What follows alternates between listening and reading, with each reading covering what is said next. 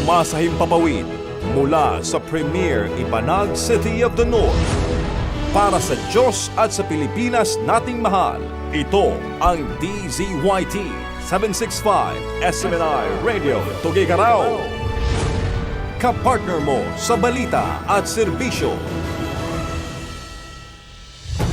Mga balita, impormasyon, serbisyo at inspirasyon dito lang sa DZYT 765 SMNR Radio Tuguegarao.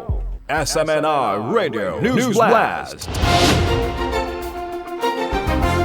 Senator Escudero itinanggi ang pabor at impluwensya ng Malacanang sa paglipat sa Gatchalian Block.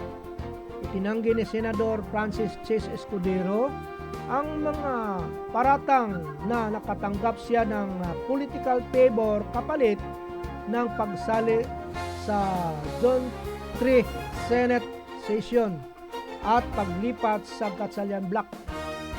Sa isang podcast, sinabi niyang kung may pabor nga siyang natanggap, sana ay hindi na niya nahaharap sa mga kasong nakasampa laban sa kanya.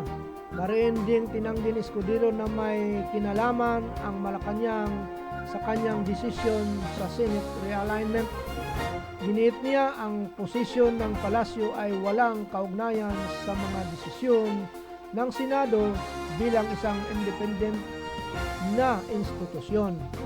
Paniliwanag din ni Escudero na ang kanyang pagdalo sa sesyon ay bahagi ng kanyang constitutional duty upang matiyak ang pagpapatuloy ng sesyon ng Senado.